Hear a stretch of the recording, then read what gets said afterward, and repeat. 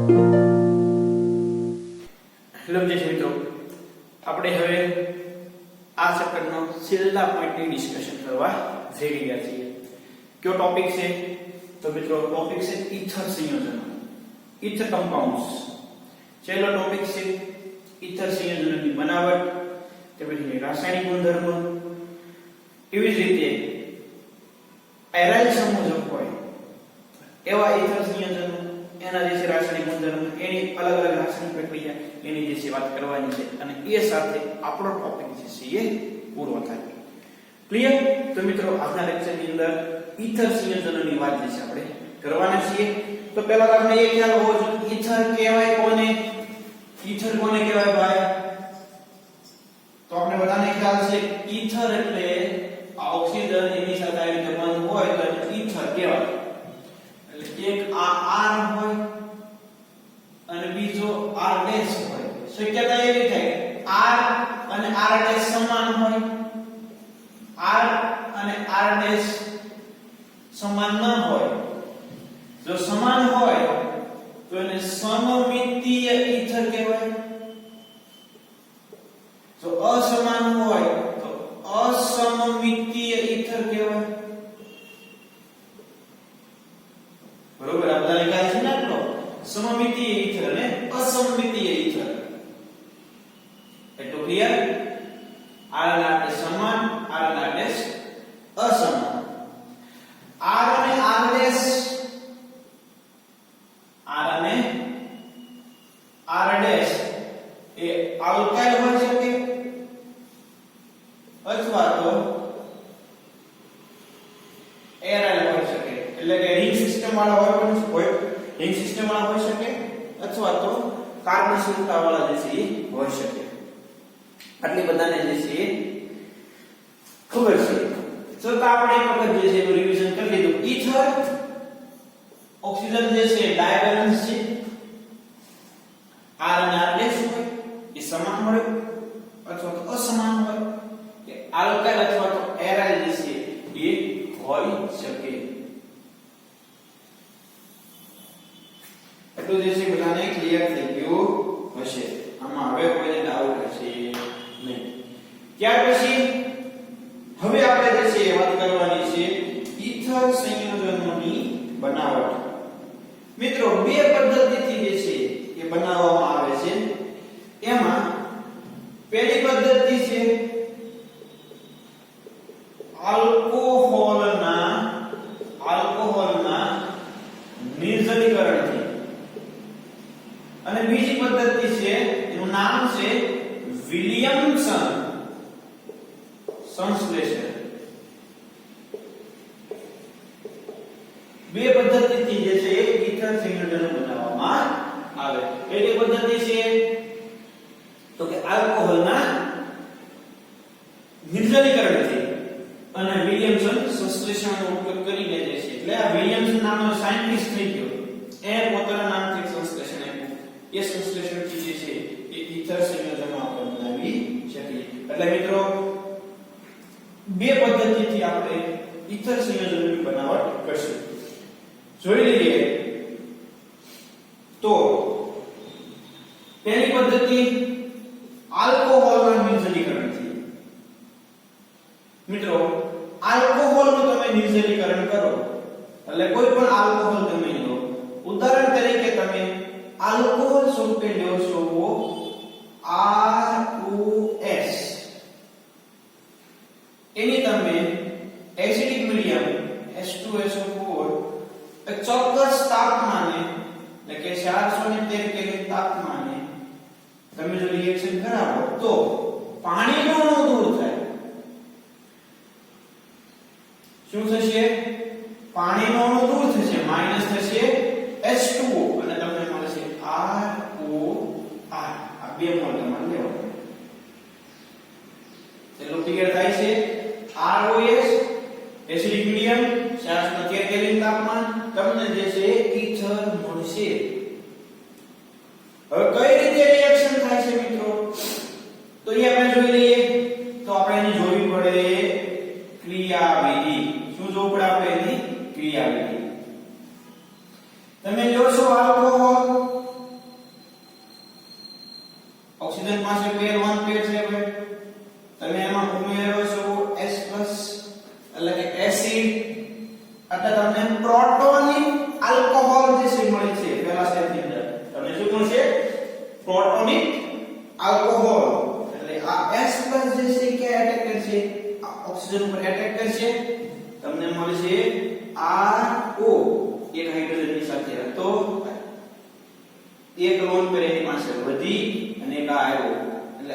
Oxygen જે છે positive charge વાળો છે. ઓક્સિજન જો પોઝિટિવ ચાર્જ વાળો છે ભાઈ. હવે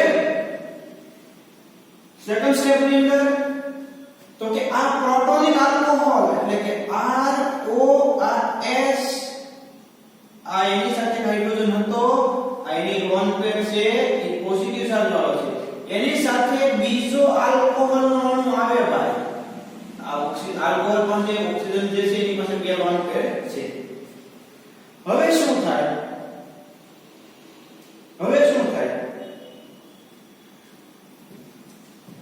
આ R જે છે મિત્રો એ આ ઓક્સિજન સાથે કમ્બાઈન થાય અને આ જે પાણીનો અણુ જે છે આ જે રાઉન્ડ કરું છું ઈ માઈનસ થાય. એટલે જો તમને આવું મળશે -H2O. કયો H2O જો આપણને દેખાય છે ઈ અહીંયાથી R+ રિમૂવ જો ઈ ઓક્સિજન ઉપર આવ્યો તમને આવું મળશે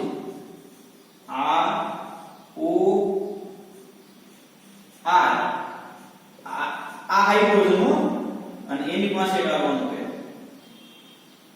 અને એ કેવો થઈ ગયો? પોઝિટિવ ચાર્જ વાળો થઈ ગયો. તો જો મિકેનિઝમ સમજવાની છે, સાવ ઈઝી છે, સિમ્પલ છે, તમને કઈ પ્રોબ્લેમ પડે એવું નથી. શું થયું? તો કે આ પ્રોટોનિક આલ્કોહોલ એની સાથે બીજો આલ્કોહોલ નો અણુ આવ્યો એટલે શું થશે ભાઈ? તો કે અહીંયાથી આ R+ એ અહીંયા કમ્બાઈન થયો, આ પાણીનો અણુ અહીંયાથી દૂર થયો.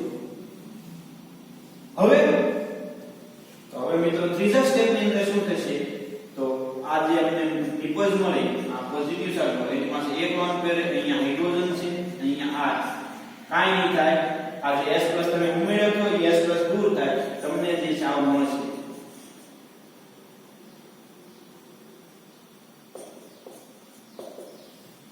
જે અગાઉ S+ ઉમેરેલો એ S+ તમને અહીંયા જો મળી ગયો. દેખાય છે બધાને? S+ જે છે બધાને મળી ગયો અને તમને તમારે નિપલ જે છે એ શું મળી ગયો? ઈથર જે છે મળી ગયો. જેમાંથી બનાવ્યો આપણે ભાઈ? તો કે આલ્કોહોલનું નિર્જલીકરણ. જો આલ્કોહોલમાંથી પાણીનો અણુ દૂર થયો તો એસિડિક મીડિયમ ની અંદર રિએક્શન થાય તો કે આલ્કોહોલના નિર્જલીકરણથી આ ત્રણ સ્ટેપ ની અંદર રિએક્શન થાય અને જે છે આપણને નિપજ ઈથર મળે. હવે મિત્રો આમાં તાપમાનનું ખાસ મહત્વ છે, ખાસ યાદ રાખજો. તાપમાનનું મહત્વ ખાસ છે. જો તાપમાન વધી ગયું મિત્રો, જો તાપમાન વધી ગયું તો એ આલ્કીન બની જાય. જો તમે 443 અને 413 કેલ્વિન જો તાપમાન વધી જાય તો એ આલ્કોહોલમાંથી આલ્કીન બની જાય. એટલે આગળ જે આપણે આલ્કોહોલની પ્રક્રિયા જોઈ છે ને રાસાયણિક પ્રક્રિયા એવી રિએક્શન થઈ જાય તો આપણને ઈથર મળે નહીં. એટલે તાપમાનનું મહત્વ ખાસ છે, એ તમારે બધા યાદ રાખવાનું. એક ચોક્કસ એક સ્પેસિફિક તાપમાન જળવાવું જોઈએ. ક્લિયર? તો મિત્રો આ રિએક્શન હવે તમને બધાને જે છે ક્લિયર થઈ ગઈ હશે. આલ્કોહોલ સંયોજનના નિર્જલીકરણ દ્વારા આપણે જે છે એ ઈથર બનાવી શકીએ. હવે આપણે જે છે આ સ્લાઇડ થી જોઈ લઈએ આલ્કોહોલ સંયોજનો, પ્રોટિક સંયોજનો એટલે કે H2SO4 H3PO4 ની હાજરીમાં નિર્જલીકરણ પામે છે. પ્રક્રિયાની પર આલ્કીન અથવા તો ઈથરની બનાવટ પ્રક્રિયા પરિસ્થિતિ પર આધાર રાખે છે. દાખલા તરીકે 443 કેલ્વિન તાપમાને ઇથેનોલ સલ્ફ્યુરિક એસિડની હાજરીમાં નિર્જલીકરણ પામે તો આલ્કીન મળે અને 413 કેલ્વિન તાપમાને ઇથોક્સી ઇથેન મુખ્ય નિપજ હોય. એટલે ઉદાહરણ તરીકે આપણે સામાન્ય આલ્કોહોલ લીધો, અહીંયા આ કોઈ પણ આલ્કોહોલ તમે વાપરી શકો. અહીંયા એક સ્પેસિફિક ઇથેનોલ લીધો અને એની જે છે પ્રક્રિયા કરાવી અને જે છે યોગ્ય નિપજ મેળવી. એટલે આ એની સામાન્ય રિએક્શન ને તમને સમજાવી. અહીંયા એક સ્પેસિફિક ઉદાહરણ સાથે તમને જે છે રિએક્શન સમજાવી જે હવે તમને સમજાય છે કે આ ઇથેનોલ છે, ઇથોક્સી ઇથેન જે છે મળે. તાપમાન વધી ગયું હોય તો આલ્કીન મળે, જે તમે સારી રીતે સમજી શકો. હવે એમાં તમને કોઈ નહીં. ક્લિયર? ઈથરની બનાવટ દ્વિઆણવીય કેન્દ્રદ્રવ્ય વિસ્થાપન પ્રક્રિયા છે. SN2 ક્રિયાવિધિ જે છે એ થાય છે. ઈથરની બનાવટ કઈ રિએક્શન છે? SN2. અગર હેલો આલ્કેન અને હેલો એરિથમાં તમે ભણી ગયા છો SN1 અને SN2. તો SN1 રિએક્શન ને બદલે આ કઈ રિએક્શન છે? SN2 ક્રિયાવિધિથી થાય છે. પ્રોટોન આલ્કોહોલનો ભંગો થાય છે જેની છે પ્રમાણ દર્શાવ્યું. S+ આવ્યો જો S+ અહીંયા આવ્યો એટલે પ્રોટોનિક જો આ પોઝિટિવ ચાર્જ. હવે શું થશે? તો આ પ્રોટોનિક આલ્કોહોલ અને બીજો આલ્કોહોલ જો તમે અહીંયાથી H2O દૂર થયો અને CH3CH2 એ આ ઓક્સિજન સાથે કમ્બાઈન થયો. હવે આ અહીંયાથી S+ દૂર થાય જે અહીંયા સમજાવી છે એ સામાન્ય છે. સામે જે તમને દેખાય છે એ ઇથોક્સી ઇથેનની ક્રિયાવિધિ છે. બરોબર? હવે આ તમને સમજવામાં કઈ પ્રોબ્લેમ પડશે નહીં. ખ્યાલ આવી જશે તમને કે પહેલા શું થાય? તો કે પહેલા S+ એડ થાય. જો અહીંયા બે જગ્યા ધ્યાન રાખજો. પહેલા S+ આ S+ એડ થયો તો એડ એટલે ઓક્સિજન પર પોઝિટિવ ચાર્જ આવ્યો તો કે S R એટલે તમારે સમજવાનું CH3CH2. હવે એક પ્રોટોનિક આલ્કોહોલ એટલે અહીં બીજો દર્શાવ્યો છે પ્રોટોનિક આલ્કોહોલ અને બીજો સામાન્ય આલ્કોહોલ એટલે આ ઓક્સિજન ઉપરની લોન પેર અહીંયા R જે છે એડ થશે એટલે પાણીનો અણુ શું થશે? દૂર થશે. જો અને લખ્યું R એટલે CH3CH2 OS પ્લસ CH3CH2 આ H દૂર થાય એટલે વધના ઇલેક્ટ્રોન જે છે કોના તરફ સ્થાનાંતરિત થાય? તો બંને ઇલેક્ટ્રોન ઓક્સિજન તરફ જાય. ઓક્સિજન પાસે બે ઉપર આવે અને S+ જે છે એ દૂર થાય. પેલા જે બધી પ્રક્રિયા એ અંતે જે છે આપણને પાછું મળી ગયું.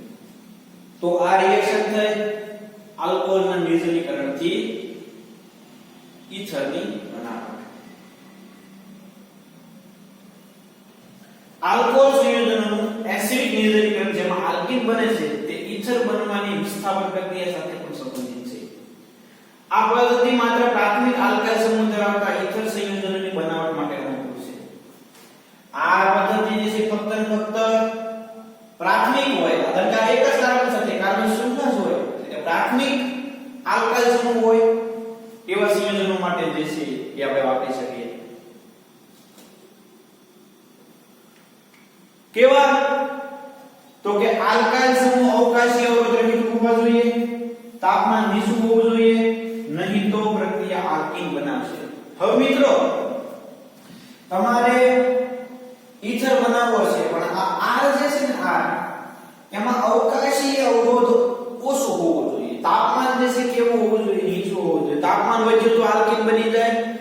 આ R એનો અવકાશી અવરોધ એટલે કે જેમ R મોટો એનો અવકાશી અવરોધ સ્ટેરિક હિન્ડ્રન્સ ઇંગ્લિશમાં કેવું તરીકે કહેવાય? સ્ટેરિક હિન્ડ્રન્સ. જેમ આ નાનો એમ અવકાશી અવરોધ ઓછો તેમ ઈથર બનવાની પ્રોસેસ ઈઝી. R મોટો થાય અવકાશી અવરોધ વધે તો પછી આલ્કીન બની જાય. એટલે સ્ટેરિક હિન્ડ્રન્સ ઘટવું જોઈએ. તાપમાન કેવું હોવું જોઈએ? નીચું હોવું જોઈએ. જ્યારે આલ્કોહોલ સંયોજનો દ્વિતીયક અથવા તૃતીયક હોય છે ત્યારે પ્રક્રિયા SN1 માર્ગને અનુસરે છે જેના વિશે તમે ઉચ્ચ ધોરણમાં શીખશો એટલે આગળ આવશે તમારે. અત્યારે એની શીખવાની જરૂરિયાત નથી. જો કે દ્વિતીયક અને તૃતીયક આલ્કોહોલ સંયોજનોના નિર્જલીકરણથી ઈથર બનવાનું અસફળ રહે છે કારણ કે વિલોપન પ્રક્રિયા વિસ્થાપન પ્રક્રિયા સાથે સ્પર્ધા કરીને સરળતાથી આલ્કીન બને છે. એટલે કે જો દ્વિતીયક અને તૃતીયક આલ્કોહોલ હોય તો મિત્રો એમાંથી આલ્કીન બની જાય, ઈથર બને નહીં. એટલે ઈથર જે છે સામાન્ય રીતે આ પદ્ધતિથી બનાવવામાં આવે છે. ઉપરાંત બીજી પદ્ધતિ છે વિલિયમસન સંશ્લેષણ. જો પ્રાઇમરી આલ્કોહોલ હોય તો મિત્રો નિર્જલીકરણથી યોગ્ય તાપમાને આપણે જે છે ઈથર મેળવી શકીએ.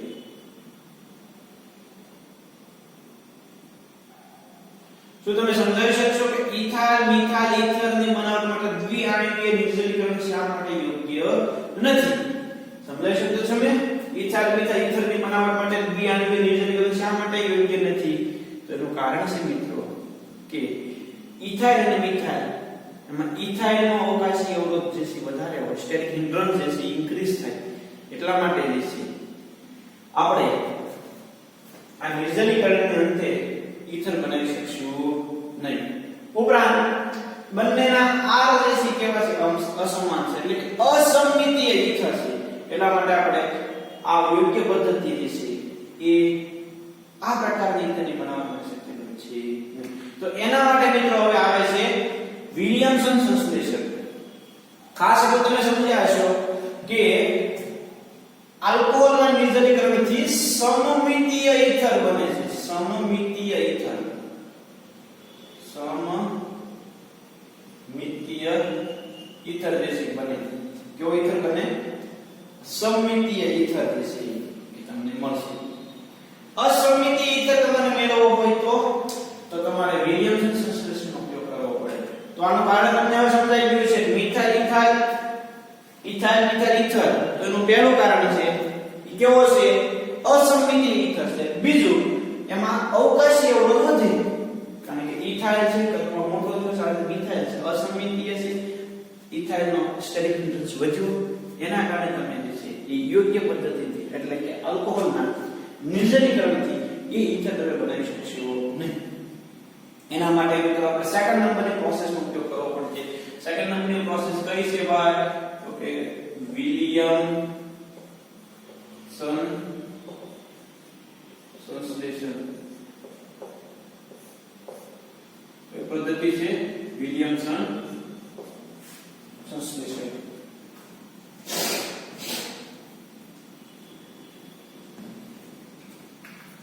તો આ સમમિતીય અને અસમમિતીય સંયોજનો બનાવવા માટે અગત્યની પ્રયોગશાળાની પદ્ધતિ છે. સમમિતીય તો બને જ, પણ અસમમિતીય બનાવવો હોય તો વિલિયમસન સંશ્લેષણ એના માટે કેવું છે? બેસ્ટ છે. આ પદ્ધતિમાં આલ્કાઇલ હેલાઇડ સંયોજનોની સોડિયમ આલ્કોક્સાઇડ સાથે પ્રક્રિયા કરવામાં આવે. કોની રિએક્શન? તો આલ્કાઇલ હેલાઇડની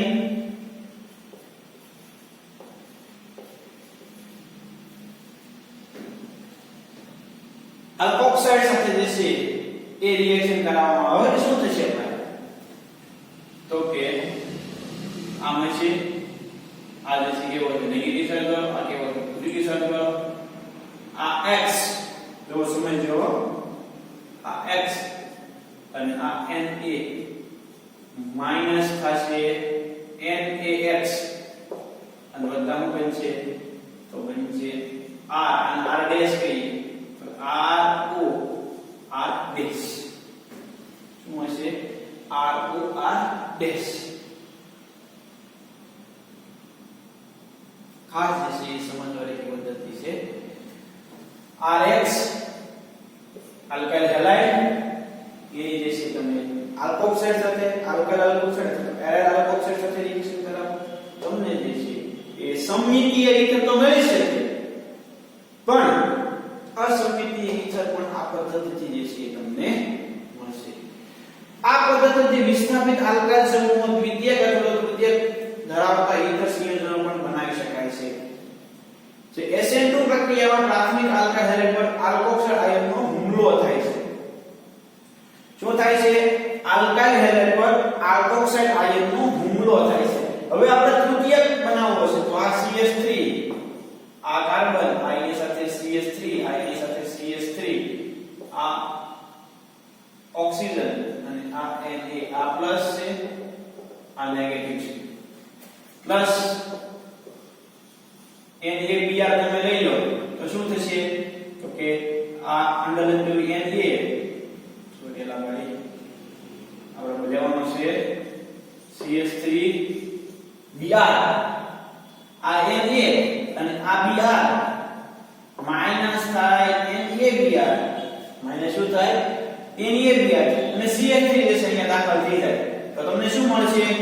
તો કે CH3 આ કાર્બન એની સાથે આ CH3 એની સાથે આ CH3 એની સાથે આ O અને એની સાથે આ CH3. આ Br માઈનસ થાય, આ પ્લસ થાય, આ પ્લસ થાય એટલે મેં કોઈ કોના પર એટેક કર્યા? નેગેટિવ સાઈડ ઉપર. આ પ્લસ થાય કોની સાથે થાય? Br સાથે થાય. જો યાર આ શબ્દ દર્શાવી દો તમને સમજવામાં સરળતા રહે. આ મોર ઇલેક્ટ્રોનેગેટિવ એટલે નેગેટિવ ચાર્જ વાળો થશે, આ સોડિયમ પોઝિટિવ ચાર્જ વાળો એટલે આ બે રાઉન્ડ મિલાઈ બે કમ્બાઈન થાય એને Br3. આ કાર્બોકેટાયન બન્યો, કાર્બોકેટાયન ના નેગેટિવ ચાર્જ ઉપર જાય બોન્ડ થી કમ્બાઈન થયા, આપણને સેકન્ડરી પ્રકારનો અસંમિતીય ઈથર જે છે એ સાવ ઈઝી વસ્તુ છે મિત્રો, કોઈ પણ પ્રકારનો આપણને જે છે તમને ડાઉટ નથી. જો તો અહીંયા જો આલ્કાઇલ હેલાઇડ પ્રાથમિક હોય તો ઉત્તમ પરિણામ મળે છે. દ્વિતીયક અને તૃતીયક આલ્કાઇલ હેલાઇડ સંયોજનના કિસ્સામાં વિલોપન પ્રક્રિયા વિસ્તારણ પ્રક્રિયાની સ્પર્ધા કરે છે.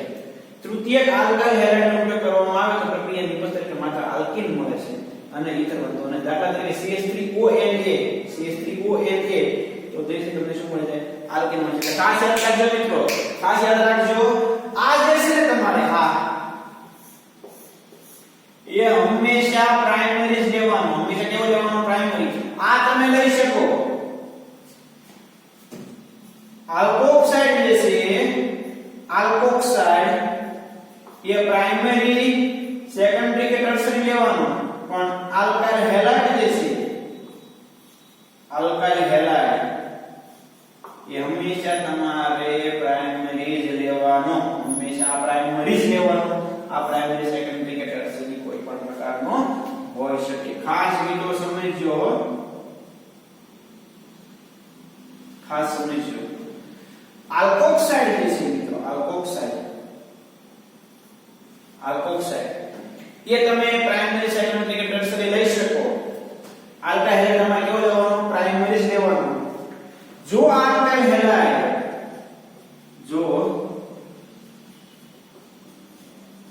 હેલાઇડ સેકન્ડરી કે ટર્શરી હોય, આલ્કાઇલ હેલાઇડ સેકન્ડરી કે ટર્શરી હોય તો નિપજમાં આલ્કીન મળશે. શું મળશે? નિપજમાં શું મળશે? ઈથર મળશે નહીં. એટલે ખાસ મિત્રો યાદ રાખજો, જો આલ્કાઇલ હેલાઇડ સેકન્ડરી કે ટર્શરી હશે, આ ટર્શરી છે પ્રક્રિયા કરી આલ્કીન બની ગયો ભાઈ, કારણ કે એમાં વિલોપન પ્રક્રિયાને બદલે વિસ્થાપન પ્રક્રિયા જે છે એ થઈ જાય. બ્રોમિન નું વિસ્થાપન જે છે એ CH3 વડે થઈ જાય અને તમને જે છે યોગ્ય નિપજ મળે. ટર્શરી કાર્બોકેટાયન છે, કાર્બોકેટાયન ઇલેક્ટ્રોન સ્થાનાંતરિત થાય અને આલ્કીન બનાવી નાખે. આ વિલિયમ્સનું સંશ્લેષણ છે. આમ થવાનું કારણ આલ્કોક્સાઇડ માત્ર કેન્દ્રમાં પ્રક્રિયા કરે પરંતુ પ્રબળ બેઝ પણ છે. આલ્કોક્સાઇડ એ શું છે ભાઈ? એ કેન્દ્રમાં ઉપરાંત આલ્કોક્સાઇડ એ શું છે ભાઈ? કેન્દ્રમાં લાગી પ્રક્રિયા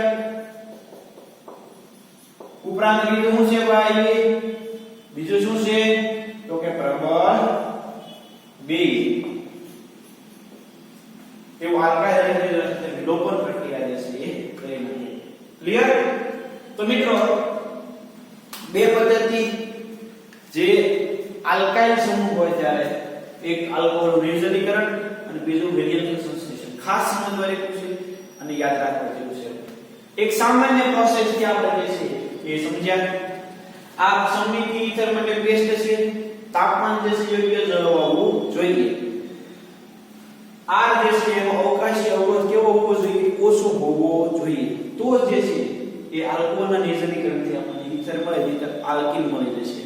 ત્યાર પછી વિલિયમ્સન સંશ્લેષણ જોયું. સમમિતિ અને અસમમિતિ બંને પ્રકારના ઈથર જે છે તમે વિલિયમ્સન સંશ્લેષણથી બનાવી શકશો. RH અને આલ્કોક્સાઇડ રિએક્શન થાય આપણને ઈથર મળે. આલ્કોક્સાઇડ જે છે પ્રાઇમરી સેકન્ડરી કે ટર્શરી હોઈ શકે, પણ આલ્કાઇલ પ્રાઇમરી જ હોવો જોઈએ. શા માટે? જો ટર્શરી કે સેકન્ડરી હોય તો નિપજમાં શું મળે? આલ્કીન મળી જાય. જે આપણને જે જોઈએ છે નિપજમાં છે નહીં, કારણ કે આલ્કાઇલ જે છે એ પ્રાઇમરી હોવો જોઈએ. કેમ એવું થાય છે? તો કે આલ્કોક્સાઇડ જે છે કેન્દ્રપ્રગી પ્રક્રિયા છે અને પ્રબળ બેઝ તરીકે વર્તે એટલા માટે. હવે ફિનોલ સંયોજનો હોય અને એને આપણે ઇથરમાં રૂપાંતરિત કરવા હોય તો મિત્રો સિમિલરલી રિએક્શન છે ફિનોલની NaOH સાથે પ્રક્રિયા કરો સોડિયમ ફિનોક્સાઇડ બનાવો એની આલ્કાઇલ હેલાઇડ સાથે રિએક્શન કરો અને જે છે આપણને ફિનોલ સંયોજન ઇથર સંયોજનનું કન્વર્ઝન નિકસ તરીકે મળશે સાહેબ ઈઝી રિએક્શન છે આમાં તમને કોઈ પણ પ્રકારનો પ્રોબ્લેમ નહીં પડે આપણે એક રિએક્શન ખાલી જે છે તમારી માહિતી માટે અહીંયા લખી લઈએ કે ફિનોલ એની બેઝ સાથે રિએક્શન કરો તમે કોની સાથે બેઝ સાથે એટલે સોડિયમ ફિનોક્સાઇડ મળે ભાઈ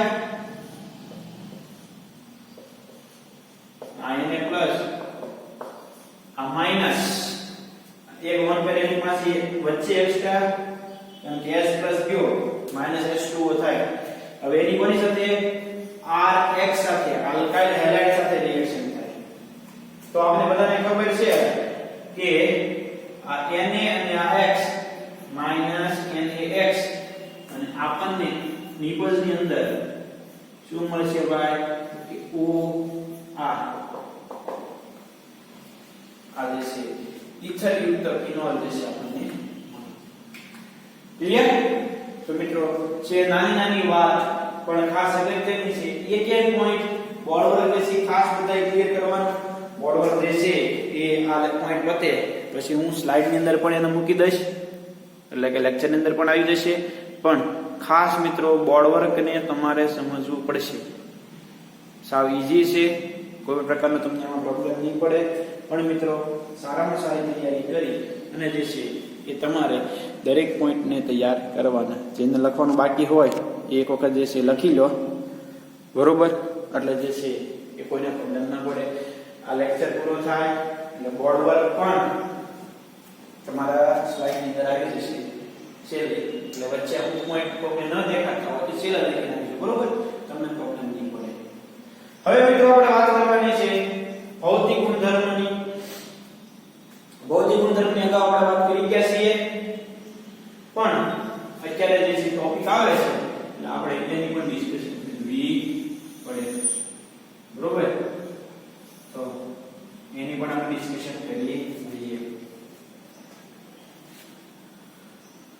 ઇથર સંયોજનોમાં કાર્બન સંયોજન ધ્રુવીય હોય છે એટલે તે ઇથર સંયોજનોમાં ચોખ્ખી દ્વિધ્રુવીય ચાર્જ માત્રા હોય બંને કેવો હોય ધ્રુવીય હોય છે એના કારણે એમાં જે છે દ્વિધ્રુવીય ચાર્જ માત્રા ડાયપોલ મોમેન્ટ જે છે હોય ઇથર સંયોજનોની જે ધ્રુવીયતા છે અલ્પ છે આલ્કોહોલ જેટલી એમાં જે છે ધ્રુવીયતા હોય નહીં એના ઉત્કલન બિંદુ પર અસર કરતા નથી એની ધ્રુવીયતા ઓછી છે એટલા માટે ઉત્કલન બિંદુ ઉપર જે છે એની અસર થતી નથી એક સરખા નજીકના આણ્વિક બળ ધરાવતા આલ્કેન ઇથર અને આલ્કોહોલ ની અંદર ઇથરના ઉત્કલન બિંદુ આલ્કેન કરતા જે છે વધારે હોય આલ્કોહોલ કરતા કેવા હોય ઓછા હોય ઇથર સંયોજન ઉત્કલન બિંદુ સમાન આણ્વિક બળ ધરાવતા આલ્કેન સંયોજનના ઉત્કલન બિંદુને સમાન હોય અથવા તો માઇનોર જે છે ઇથરના વધારે હોય અહીંયા તમે જોશો તો થોડો આની કિંમત 2 એકમ ઓછી છે એટલે માઇનોર ચેન્જ હોય કાં તો થોડી કાંઈ વધારે હોય આના જે છે ઓછા રહેશે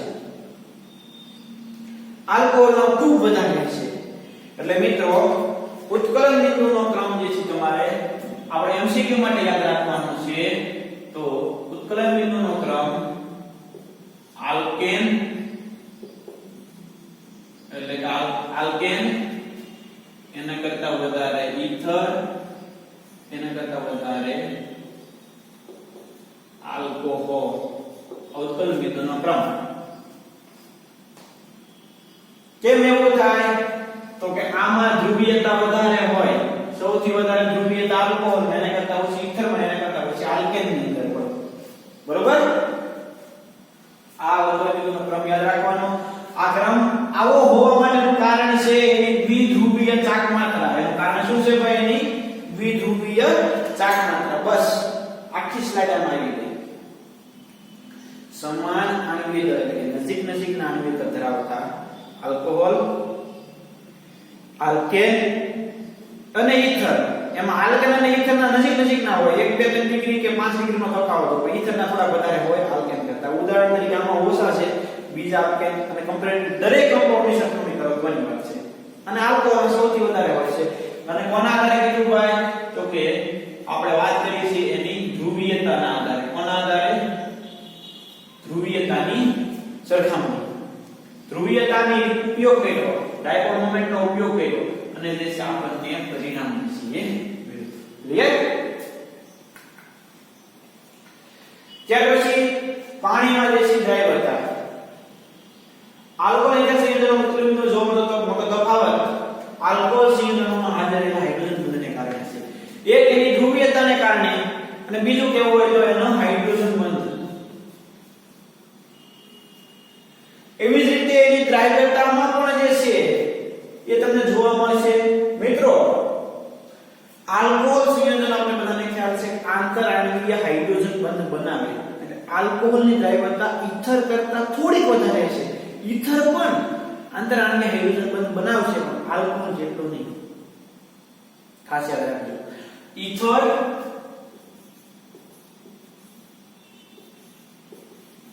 બે હાઇડ્રોજન બંધ તો બનાવશે જ તે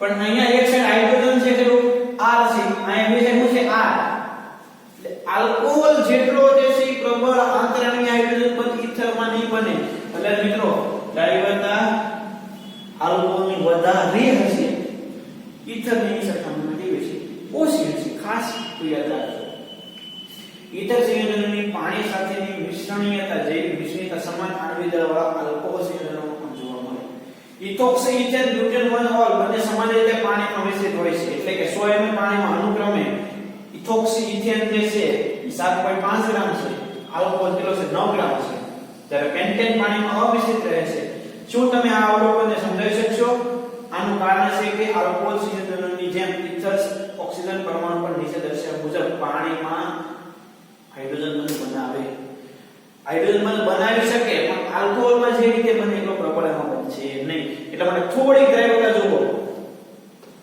આની ઓછી છે આની કેવી છે વધારે છે એટલે ખાસ મિત્રો દ્રાવ્યતા પણ જે છે થોડી માઇનોર ચેન્જ વાળી તમને જોવા મળશે પણ ખાસ આ મૂંઝાવા જેવું નથી ભૌતિક ગુણધર્મ અને ઉત્કલન બિંદુ અને દ્રાવ્યતામાં આ પણ આંતરઆણ્વીય હાઇડ્રોજન બંધ બનાવે એટલે પાણીમાં દ્રાવ્ય થશે આમાં ધ્રુવીયતા અને હાઇડ્રોજન બંધને કારણે પણ જે છે ઉત્કલન બિંદુમાં આપણને તમને જોવા મળશે સમાન આણ્વિકતા ધરાવતા આલ્કોહોલ તો વધારે હોય ઇથરને કરતા આલ્કેન કરતા ઓછા ઉત્કલન બિંદુનો ક્રમ અને હાઇડ્રોજન આમાં વધારે પ્રબળ છે આમાં થોડું વીક છે કેમ H અને R છે અને બે R છે પણ બેની દ્રાવ્યતામાં માઇનોર છે એટલે થોડું વધારે દ્રાવ્ય હશે આ તો કેવો છે ઓછો દ્રાવ્ય હશે ખાસ જે છે આટલો આપણે સમજવાનું છે અહીંયા જે છે મિત્રો આપણે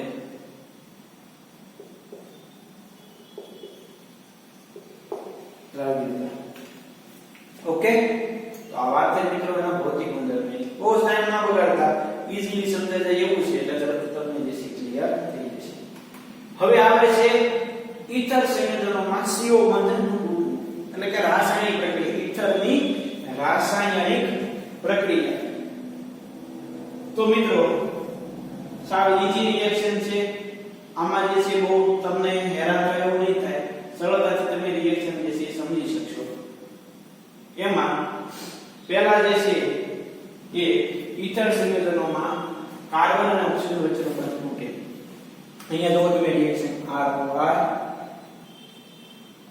હેલો એસિડ સાથે રિએક્શન થાય RX થાય અને ROS થાય ROS ફરીવાર જે હેલોજનેશન થાય અને હેલાઇડ મળે નેટ રિએક્શન જો આવી જશે નેટ રિએક્શન લખી હોય તો કેમિકલ રિએક્શન નવો ટોપિક છે રાસાયણિક પ્રક્રિયા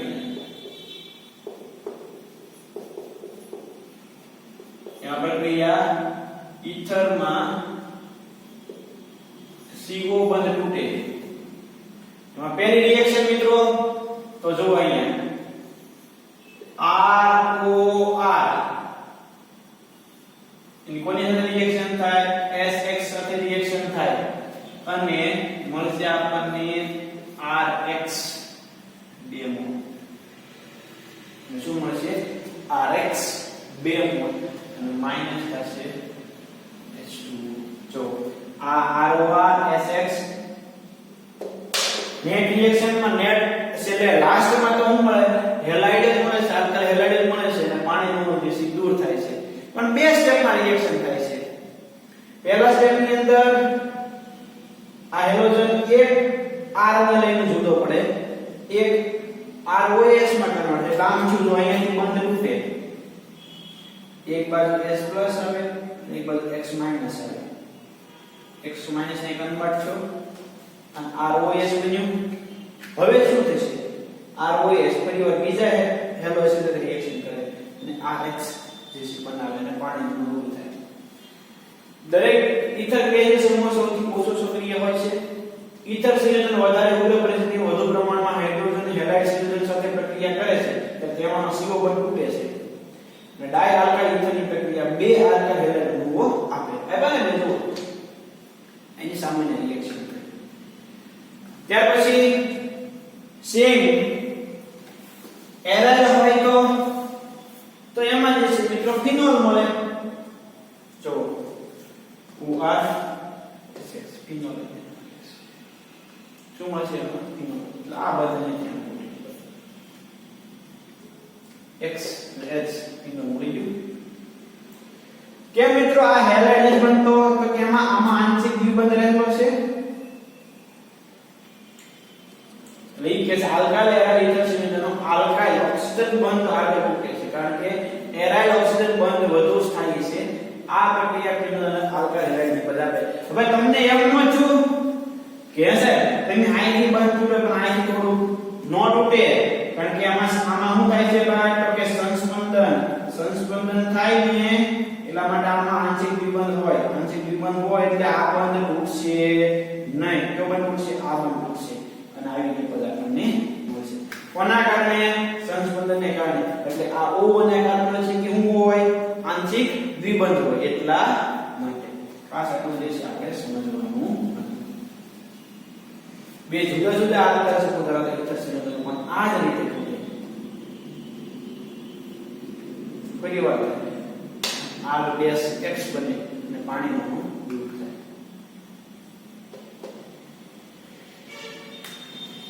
આ એક પ્રતિક્રિયાત્મકતાનો ક્રમ છે એ છે ઝડપથી ઈથર સાથે રિએક્શન કરશે HBr એના કરતા ઓછી HCl એના કરતા ઓછી સૌથી વધારે કોણ Si સાથે HBr અને પછી HCl સાથે જે ઈથર રિએક્શન કરે એની પ્રતિક્રિયાત્મકતાનો ક્રમ છે ક્રમ તો તમને બધાને જે છે યાદ લીધે છે કે એમાં કોઈ પ્રોબ્લેમ છે ક્લિયર એ જે છે ને યાદ જ્યારે આવી રીતનો ઈથર હોય તો શું થાય તૃતીયક સમૂહ હોય તો આ તૃતીયક છે કાર્બન સાથે તો શું થાય તો આપણે સમજવું પડે તો યાદ રાખવાનું અહીંયાથી I જે છે ને I ટર્સરી સાથે કમ્બાઈન થાય કોની સાથે ટર્સરી સાથે અને આ જે છે OS તરીકે દૂર થાય એટલે અહીંયા આપણે લખ્યું છે તો કે યુ ટર્સરી વાળો ક્યાં આવે રિએક્શન અને અહીંયા જો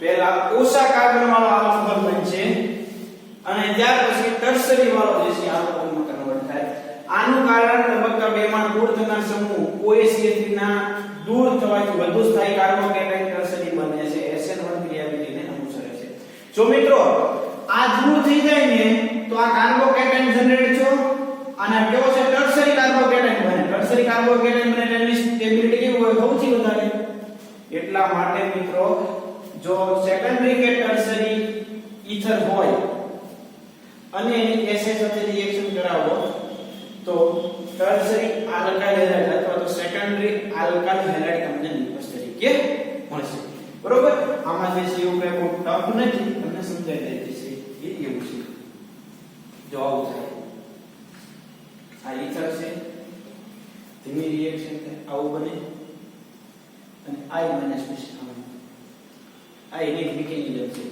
આ જે પ્રક્રિયા છે એની મિકેનિઝમ છે પહેલા Si નો હતો ને એમાં S પ્લસ આવ્યો એટલે અહીં કમ્બાઈન થયો ટર્શરી કાર્બોકેટાઇન આલ્કોહોલ બની ગયો ટર્શરી કાર્બોકેટાઇન આ માઈનસ આલ્કોહોલ નથી બસ હવે જ રહ્યા છે જે મિકેનિઝમ છે સમજૂતી આ રિએક્શન આપણી યાદ રહેવી જોઈએ ટર્શરી કાર્બોકેટાઇન હોય તો ઓછા કાર્બન વાળો જે છે આલ્કોહોલ મળશે સેકન્ડરી કે ટર્શરી જે સમૂહ હતો આલ્કાઇલ સમૂહ હતો એની સાથે શું આવશે હેલાઇડ આયન જે છે એ આવશે એટલે આયન માઈનસ આવશે અને આપણને જે છે બસ ક્લિયર તો યાદ થઈ જાય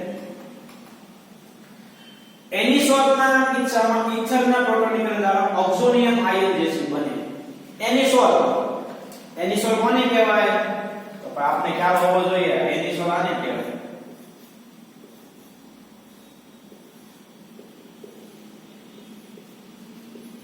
આને કહેવાય એનિસોલ એની સાથે H આવ્યો એટલે એનિસોલનો પ્રોટોનીકરણ થયું ઓક્સોનિયમ આયન બન્યો C6H5 બંધ કરતા OCH3 બંધ નિર્બળ હોય છે કારણ કે ફિનાઇલ સમૂહનો કાર્બન sp2 સમૃદ્ધ હોય છે અને આંશિક વિબંધ નું લક્ષણ જે છે ધરાવે એટલે આગળ કેમ મેં તમને કહી દીધું ને કે આ બંધ તૂટશે આ બંધ આ જે આગળ બંધ હતો એ તૂટશે અને આ બંધ તૂટશે કેમ તો કે આમાં આંશિક વિબંધનું જે છે વલણ હોય કારણ કે આ કાર્બન કેવો છે sp2 કાર્બન છે એટલે સમજૂતી માટે છે અગાઉ જે આપણે વાત કરી કે એ વસ્તુ તમને ફરીવાર જે છે અહીંયા સમજાવે છે તેથી I- ના ઉમેરા દ્વારા OCH3 બંધ છે એ તૂટે અને એટલે કે O અને CH3 વચ્ચેનો બંધ તૂટે અને CH3 I બંધ બને છે ફિનોલ સંયોજન આગળ ઘટે કે હેલાઇડ સંયોજન આપતા નથી કારણ કે હવે એ ફિનોલ બની ગયો એટલે કેવો થઈ ગયો સ્થાયી થઈ ગયો ફિનોલ અશુદ્ધ કાર્બન કેન્દ્રમાં પ્રક્રિયા એટલે જરૂર નથી જે હેલાઇડમાં રૂપાંતર થવા માટે જરૂરી હોય છે એટલે કે ફિનોલ રહેશે CH3 એટલે કઈ રિએક્શન છે મિત્રો આ અહીંયા તમે સમજાવી દો જો આ એનિસોલ છે એની Si સાથે રિએક્શન કરો તો મિત્રો આ જે કાર્બન અને ઓક્સિજન વચ્ચેનો બંધ તૂટે એટલે આપણને જે સાવ મળશે OH CH3 આ ઈલો લીધો આગળ રિએક્શન આવી છે કઈ રિએક્શન જો અહીંયા છે આ રિએક્શન છે એનું જે છે તે તમને સમજાવે છે આ બંધ કેમ નથી તૂટતો તો કે આમાં આંશિક હોય દ્વિબંધ આ કાર્બન કેમાં છે sp2 માં છે એટલા માટે ખાસ નાની વસ્તુ જે છે આપણે યાદ રાખવી પડે ક્લિયર તો મિત્રો સમજાઈ ગયું છે ત્યાંથી આપણે શરૂઆત કરી અને વાત કરતા આપણે કઈ જગ્યાએ પહોંચી ગયા એ જે છે એ તમને યાદ પડી જશે જો ઇથર સંયોજનોની આપણે વાત શરૂ કરી ઇથર એટલે OR BR હોય આલ્કોહોલ એરા સમૂહ હોય પછી આલ્કોહોલનું નિર્જલીકરણ થી બનાવટ કરી પછી વિલયન સંશ્લેષણ શીખ્યા એમાં કોણ હોય એ બધું આપણે શીખ્યા પછી ફિનાઇલ વાળો હોય આલ્કોહોલ એના આધારે એની રિએક્શન શીખ્યા ત્યાર પછી એના ઉત્કલન બિંદુનો ક્રમ જોયો દ્રાવ્યતાનો ક્રમ જોયો એની રાસાયણિક પ્રક્રિયા જોઈ CO બંધ તૂટે આલ્કાઇલ તો RX બને જો ટર્શરી હોય તો શું થાય તમને કીધું શું કીધું ભાઈ તો કે ઓછા કાર્બન વાળો હોય એ શું બનાવે ખાસ જે સમજવા જેવું છે ભાઈ જો ઓછા કાર્બન વાળો છે એ આલ્કોહોલ જે છે એ બનાવે બરોબર ખાસ જે છે એ સમજવા જેવી વાત હતી એટલું ક્લિયર થઈ ગયું ભાઈ બધાને તો હવે કોઈડો 11.7 એમાં પહેલું તમને સાથે નિકોસ દેખાય છે પણ તમને સમજાવું જો આ પ્રાઇમરી કાર્બન છે આ સેકન્ડરી કાર્બન છે એટલું ક્લિયર આ બંધ અહીંયાથી તૂટશે એટલે આની સાથે H આવશે આની સાથે I આવશે જો પ્રાઇમરી હોય બે બાજુ પ્રાઇમરી કાર્બન હોય તો ઓછા કાર્બન સાથે I લખવાનો વધારે કાર્બન સાથે H લખવાનો અને હજી વધારે તમે હેલોજનેશન કરો તો I વિશે દાખલ થઈ જાય આ કાર્બન જે છે પ્રાઇમરી છે આ કાર્બન ટર્શરી છે મેં તમને શું કીધું ખાસ યાદ રાખજો કે ટર્શરી કાર્બન સાથે I- કમ્બાઈન થાય અને ઓછા જે પ્રાઇમરી તેની સાથે H+ કમ્બાઈન થાય ખાસ યાદ રાખજો જો બે પ્રાઇમરી હોય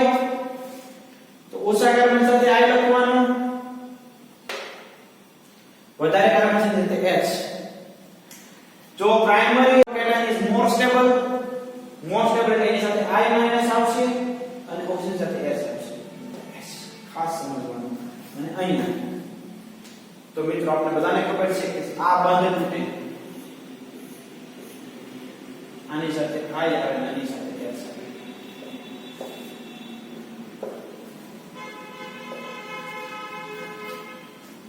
કોયડો 11.7.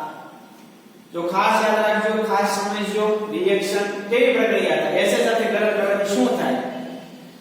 એસઆઈ સાથે તમે ગરમ કરો તો શું થાય ભાઈ? તો કે જો બે પ્રાઇમરી હોય, આ બે કાર્બન પ્રાઇમરી છે, ઓછા કાર્બન સાથે આઈ આવશે, ઓક્સિજન સાથે વધારે કાર્બન સાથે ઓક્સિજન એટલે OS સમૂહ છે.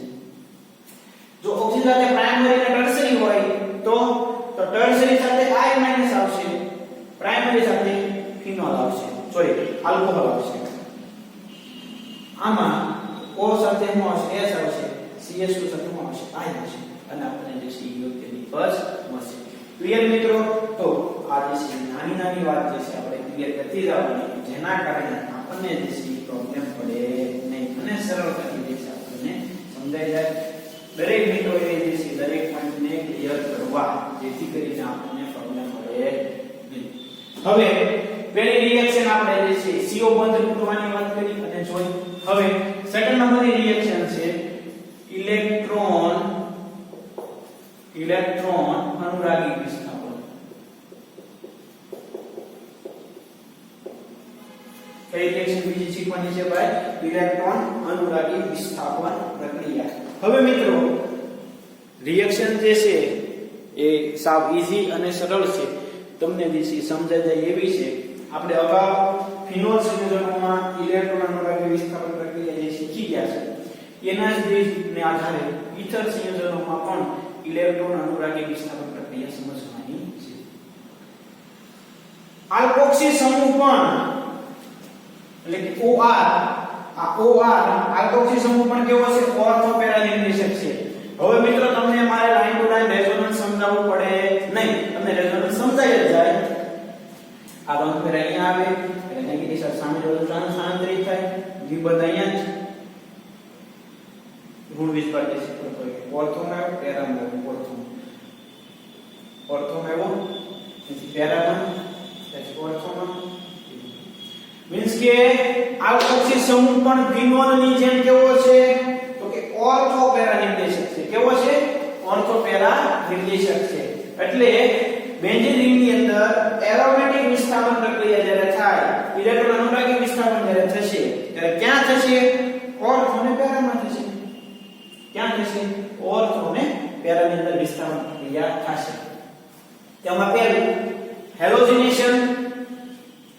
તો હવે મિત્રો હેલોજેનેશન તમે જે છે એ અગાઉ હાઇડ્રોકાર્બનની અંદર શીખી એ જ વસ્તુ છે. ઇથેનોઇક એસિડમાં બ્રોમિન દ્રાવ્ય કરેલો હોય અને એનિસોલનું કોનું? એનિસોલનું તમે બ્રોમિનેશન કરો તો આપણે પેરા બ્રોમો એનિસોલ અને ઓર્થો બ્રોમો એનિસોલ જે છે એ મળશે. શું મળશે? પેરા બ્રોમો એનિસોલ અને ઓર્થો બ્રોમો એનિસોલ. એમાં ખાસ સમજજો, તમને એમ થશે કે સાહેબ આ એક અણુ છે તો અહીંયા બે અણુ થઈ ગયા, એવું ન હોય. આ ધારો કે 100 ગ્રામ હોય અથવા તો 100 ml હોય તો એમાંથી આ 70 ml લિક્વિડ બને, આ 30 ml બને. એમ અણુની આધારે ન જોતા.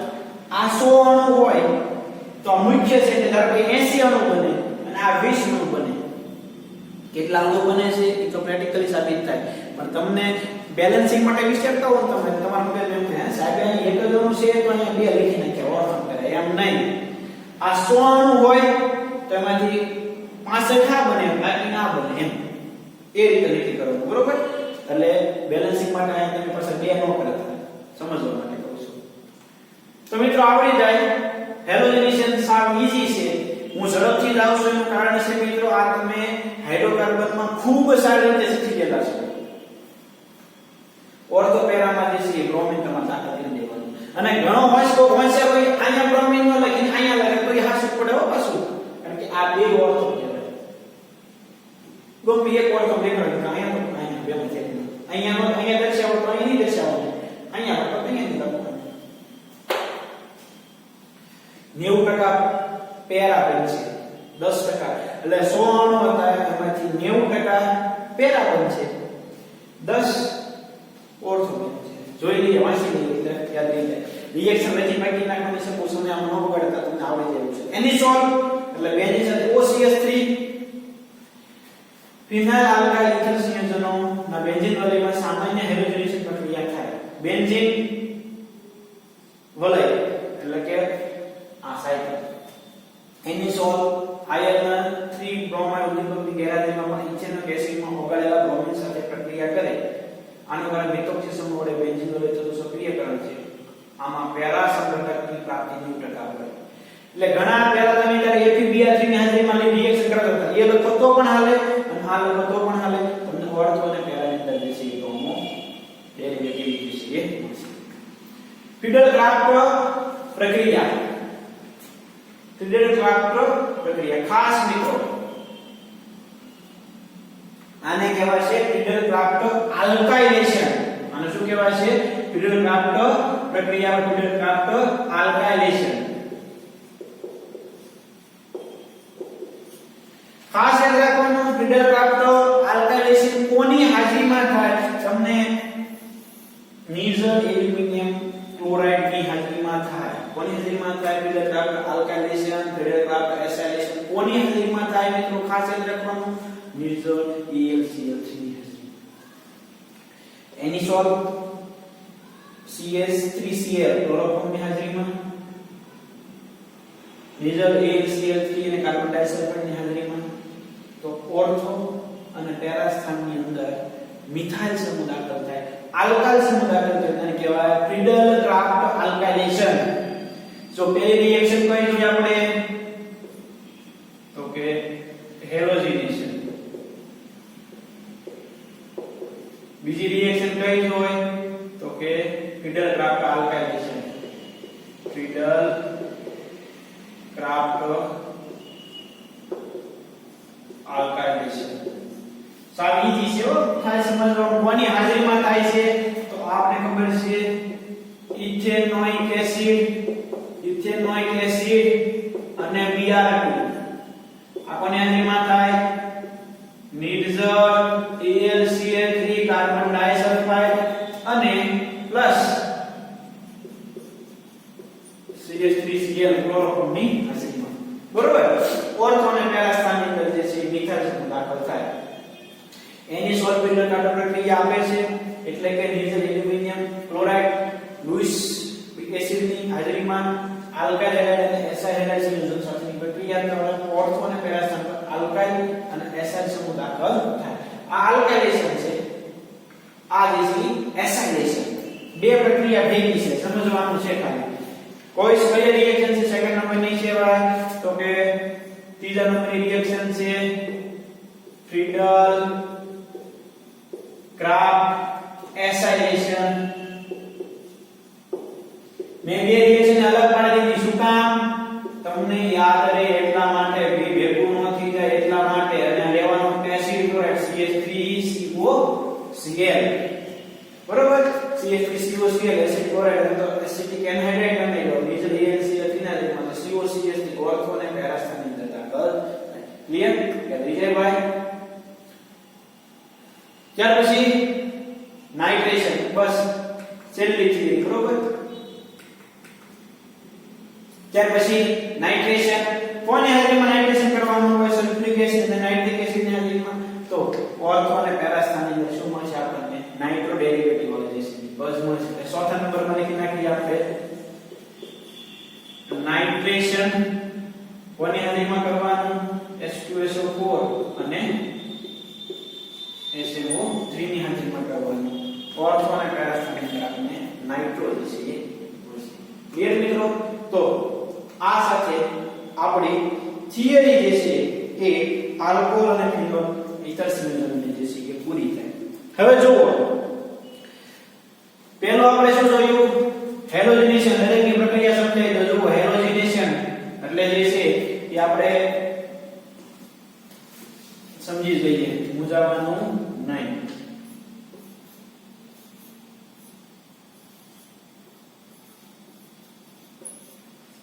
પહેલો આપણે શું જોયું ભાઈ તો કે હેલોજિનેશન કોની હાજરીમાં તો કે ઇથેનોઇક એસિડ ઇથેનોઇક એસિડ અને Br2 શું શું નિપજ મળતી હતી તો કે બે નિપજ આપણને મળતી હતી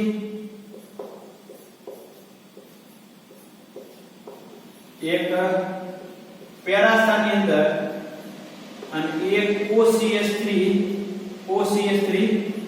ઓર્થોસ્થાનની અંદર પછી બીજી રિએક્શન કઈ હતી ફ્રીડલ ક્રાફ્ટ આલ્કાઇલેશન કોની હાજરીમાં તો કે નિર્જળ AlCl3 કાર્બન ડાયોક્સાઇડ અને ક્લોરોફોર્મ CH3Cl તો આપણને બે નિપજ મળતી હતી કઈ મળતી હતી ભાઈ તો કે OCH3 ઓર્થોસ્થાનની અંદર મિથાઇલ અને પછી પરિવાર જે છે OCH3 અને CH3 પેરાસ્થાનની અંદર જો નામ લખવા પડે હું નામ લખતો નથી પણ તમારે યાદ રાખી દેવાનું ત્યાર પછી આને શું કીધું હતું ફ્રીડલ ક્રાફ્ટ આલ્કાઇલેશન પછી તો કે નિર્જળ AlCl3 અને એસિડ ક્લોરાઇડ CH3COCl એનું કીધું હતું ફ્રીડલ ક્રાફ્ટ એસાઇલેશન શું મળતું હતું આપણને ઓર્થોસ્થાનની અંદર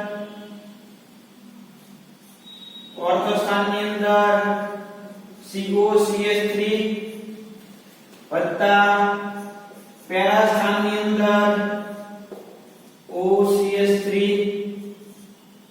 પેરાસ્થાનમાં હું તો COCH3 ત્યાર પછી શું જોયું આપણે તો કે નાઇટ્રેશન કોની હાજરીમાં સલ્ફ્યુરિક એસિડ અને નાઇટ્રિક એસિડની હાજરીમાં તો જો સારી રિએક્શન દર્શાવી દઉં છું એક જ સાથે એટલે તમને પ્રોબ્લેમ જ ન પડે ક્યારે શું મળતું હતું તો કે OCH3 ઓર્થોસ્થાનમાં નાઇટ્રો NO2 ફરીવાર OCH3 પેરાસ્થાનની અંદર નાઇટ્રો અને ત્યાર પછી Si સાથેની રિએક્શન એટલે કે પહેલી રિએક્શન તો શું મળતું હતું ભાઈ આપણને તો બધાને ખબર છે કે એક એમાં જે છે એ શું મળે ફિનોલ મળે એક મળે CH3R તો મિત્રો આટલી રિએક્શન જે છે આટલી રિએક્શન